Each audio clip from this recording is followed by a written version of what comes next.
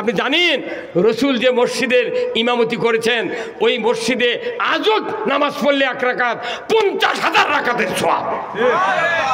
কারণ কি?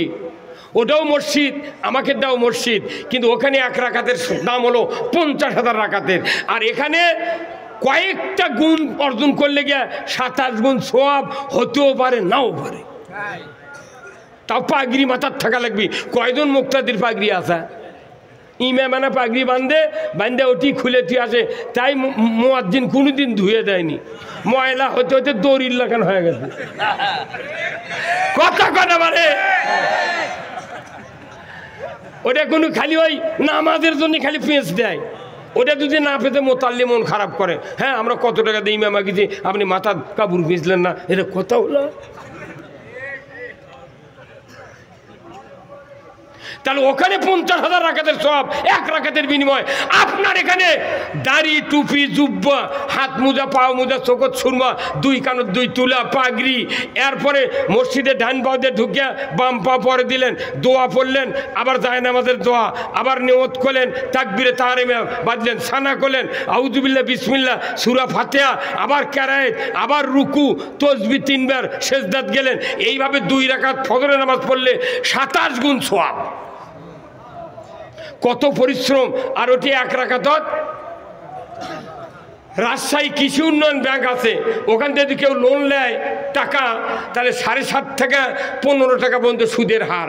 এখানে বগুড়াতে কৃষি ব্যাংক আছে, এখানে লোন নিলে 7.5 থেকে 15 টাকা সুদের হার।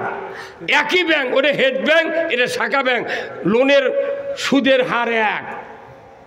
কি তো ওটাও আল্লাহর ঘর, মসজিদে নববী, আমাকে এটা আল্লাহর ঘর, তো অত সওয়াব হয় না কে?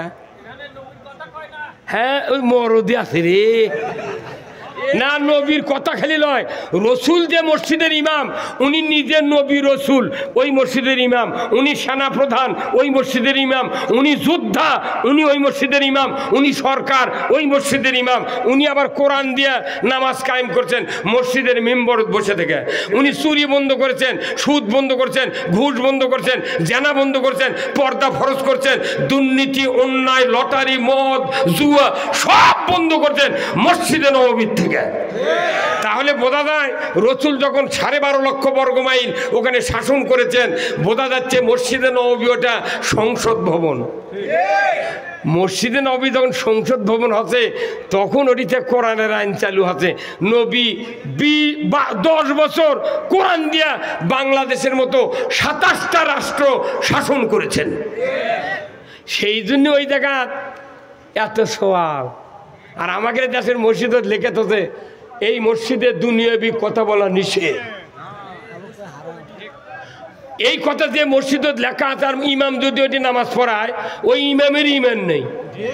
তুই কোন সাহসের যা নামাজ পড়লু ঘুঙ্গুর দিয়ে? হ্যাঁ, কথা কর, কোন সাহসে? নবী দুনিয়া চালালো মসজিদ থেকে, আর বাংলাদেশের মসজিদত লেখা তোতে দুনিয়াবি কথা বলা নিষেধ। সাহস কিরি এক মোতাল্লি থুলোকেরা? রসুলের আদলে মসজিদ হলে এখানেও আল্লাহ আপনার ইবাদত কবুল করবে। এখনো বাংলাদেশে হাজার হাজার মসজিদ আছে, সেখানে মোতাল্লির অত্যাচারে ইমাম আসল কথা এখনো কবার পারে না। কি ঠিক? একটা ইমাম আমাকে দেখান তো, যে মোতাল্লিক ধরেছে একটা দিন, যে ভাই আপনি বহুদিন হলে মোতাল্লিগিরি করছেন, দোয়া কোনটা কোন তো আমার সামনে। কোনদিন ইমাম ধরছে? হ্যাঁ, ধরে কিন্তু শেখে না। ধরেনি, শিখবি কি? দোয়া কোনো তো 14টা ওয়া, 14 জায়গায় পিনিয়ার মতো অ্যাড করা লাগবে। এই দোয়া কোনো একটা হাফেজ একটা ইমামের মুখস্থ করতে ঘাড়ের রগ শুকিয়ে গেছে। কথা কোন না? আর দোয়া কোনো জানে না, ঢিলে লাওয়ার কায়দা কানুন জানে না, তারা এসে মোতাল্লিক চালায়। কি কথা রে? ওই রেলগাড়ির ড্রাইভারই লয়, তাকে দেশে ড্রাইভারই অ্যাক্সিডেন্ট হয়, যাত্রী মরে যাচ্ছে, কোনো দেখার টাইম নেই।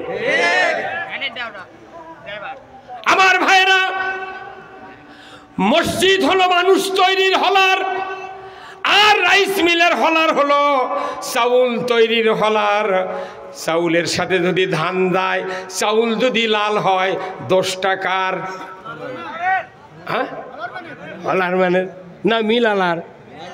হলার ম্যানের দোষে চাউল ধান থাকে আর লাল হয়, আর মসজিদে যেভাবে মানুষ ঢোকে ওইভাবে বার হয়ে যায়, কোনো পরিবর্তন হয় না। বোঝা যাবে হলার ম্যান মসজিদের ইমামের দোষ। মানে ওটা মসজিদ হলো মানুষ তৈরির হলার, আর রাইস মিলের হলার হলো চাউল তৈরির হলার।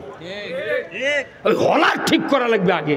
এগুলা বক্তৃতা করে কি করে, এটা মুখরোচক মানুষ এসে শুনিচ্ছে, পরে ঘুরে গেলে ফজরের নামাজে অর্ধেক মানুষ পড়বে না।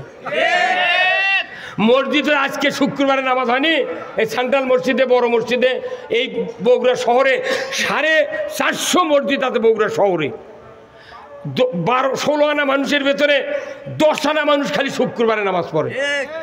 এই যে রোজা আসছে, যেদিন জুমাতুল বেদা হবি, ফত্তালি ব্রিজের উপর যায় নামাজ পড়বি। তাহলে সারা বছরে এই 51টা জুম্মা চলে যাচ্ছে, কোনোদিন বড় মসজিদের ওই পারে মারোয়ারি পট্টিতে যায় নামাজ নাই। আর জুমাতুল বেদার দিনে ফত্তালি ব্রিজ পার কাছে করতো ফেব্রুয়ারির ছবি আসে। এটা কি? এই নামাজ কায়েমের ব্যাপারে মোতাল্লিকে দায়িত্ব দেওয়া হয়েছে, কেশিয়ারকে দায়িত্ব দেওয়া হয়েছে আপাতত নামাজের কথা বলার জন্য, কিন্তু মূল দায়িত্ব পালন করবে সরকার। সরকার যদি নামাজ কায়েম করে তবে বাংলাদেশে নামাজ কায়েম হবে। কোন জমিনে সরকার ছাড়া নামাজ কায়েম করা যাবে না। কার কথা? তাহলে এই নামাজ কায়েমের জন্য সরকার যে দায়ী, এই কথা ইমামরা যদি আমরা বলতে পারতাম, অনেক মানুষ বুঝে যেত। 4 দিন করলে, 5 দিন করলে, 1 মাস যদি বলা হয়, তাহলে দেখবেন মানুষ আস্তে আস্তে বুঝবে, শিখবি। এটি বগুড়া থেকে কোরআন শরীফ কিনে লেদা, সেই সিংড়া নাটোর নন্দিগ্রা মানুষ পড়ে পড়ে মুফাসসির হয়ে যাচ্ছে। আর বগুড়া আদর্শ লাইব্রেরি, বগুড়া বড় মসজিদ আলহামরা আছে, কি নিচ্ছে না, কেনার কথা নেই, পড়ার কথা নেই, খালি বক্তার ভুল ধরিচ্ছে। আমার ভাইরা, সমাজে নামাজ নাই, সুদ হারাম নাই, পর্দা ফরজ নাই, মদ হারাম নাই, জুয়া বন্ধ নাই, লটারি বন্ধ নাই, অন্যায় অপকর্ম বন্ধ নাই, আমাদের নামাজও পড়ার অভাব নাই। জানাজার নামাজ আর ঈদের নামাজ দেয়া যদি আল্লাহ বিচার করতেন কিয়ামতের ময়দানে, বাংলাদেশের একটা লোক জাহান্নামে যাইতাম না। কি জুম্মা আর ঈদের নামাজ দিয়ে বিচার হবি? পুরা জীবনের ইতিহাস দেখে বিচার হবি। আমার আল্লাহ কোরআনে বলছেন, নামাজ যদি কেউ ছেড়ে দেয়, ও রাসূল আপনি বলে দিন, আকিমুস সালাত ওয়া আতুজ যাকাত ওয়ারকাউ মা'র রাকিন, নামাজ কায়েম করো, যাকাত আদায় করো, রুকুকারীদের সাথে রুকু করো। কার কথা? আল্লাহ সূরা বাকারায় বললেন নামাজ কায়েম করো, অথচ বাংলাদেশে নামাজ কায়েম নাই। 2-4 জন আছি আমরা পড়ার জন্যে, নামাজ কায়েম নাই। কিন্তু আমার আল্লাহ বলেছেন, দুনিয়ার কোনো জনগোষ্ঠী, কোনো ইমাম, কোনো বক্তা, কোনো মুফাসসির, কোনো দল, কোনো কেউ নামাজ কায়েম করতে পারবে না। নামাজ কায়েম করবে একমাত্র একটা শক্তি, আল্লাহ নিজেই বলছেন সূরা হজের 41 নম্বর আয়াতে, আল্লাযীনা ইম্মাক্কান্নাহুম ফিল আরদ আকামুস সালাতা ওয়া আতাউজ যাকাতা ওয়া আমারু বিল মারুফ ওয়া নাহাউ আনিল মুনকার ওয়া লিল্লাহি আকিবাতুল উমুর। জোরে কন্না মারহাবা। আমার আল্লাহ বলেছেন, ও মুসলমান, যদি তুমি কোনো ভূখণ্ডের প্রধানমন্ত্রী হও, সরকার হও, প্রেসিডেন্ট হও, ক্ষমতায় দাও, তুমি যদি ভূখণ্ডের দায়িত্বভার হাতে পাও, 4টা আইন চালু করবে। 1 নম্বর নামাজ কায়েম করবে, 2 নম্বর যাকাত আদায় করবে, 3 নম্বর ন্যায়ের আদেশ করবে, 4র্থ নম্বর অন্যায়ের নিষেধ করবে। এই 4টি আইন যদি জমিনে কায়েম করো, এটা কোনো তোমার মনের কথা নয়, এটা আমি আল্লাহ বলছি। ওয়া লিল্লাহি আকিবাতুল উমুর, আমার পক্ষ থেকে সবচেয়ে বড় ধরনের একটা আদেশ, তোমাকে নামাজ কায়েম করতে হবে, যাকাত আদায় করতে হবে, ন্যায়ের আদেশ করতে হবে, অন্যায় বারণ করতে হবে। কার কথা? যত সরকার 54 বছরে 17টা প্রধানমন্ত্রী গেছে, কেউ কি হিন্দু আছিল? ধুতি পরা, কেউ মারোয়ারি। তোরা তো সগলি মুসলমান কয়, হজ করছি, তাহাজ্জুদ পড়ি, কোরআন পড়ি, আবার পড়লেও যায়। কোথায় মুসলমান? নামাজ যদি কায়েম সরকার করত, আমার দেশে একটা বক্তা জেলের কাঠগড়ায় দাঁড়াতে হতো না। আমরা নামাজ কায়েমের কথা সরকার দায়িত্ব দিয়েছে, আল্লাহ তাআলা সরকারকে দায়িত্ব দিয়েছেন নামাজ কায়েম করো। এই কথা যখন আমরা বলি তখন বলে তোমরা রাজনীতি করো কে? যে ইসলামে রাজনীতি নাই এটা প্যারালাইসিস ইসলাম, এটা হলো হিজরা ইসলাম। ইসলাম আছে, রাজনীতি নাই। তাহলে রসুলুল্লাহ আবু জেলের সাথে রাজনীতি করেছেন, মুসা আলাইহিস সালাম ফেরাউনের সাথে রাজনীতি করেছেন, ইব্রাহিম আলাইহিস সালাম তাম পৃথিবীর বাদশা নমরুদ তার সাথে রাজনীতি করেছেন। আজকে সবাই রাজনীতি মুখর, গ্রামগঞ্জে বাড়ি বাড়ি রাজনীতিবিদ এত তৈরি হয়ে গেছে মাশাআল্লাহ।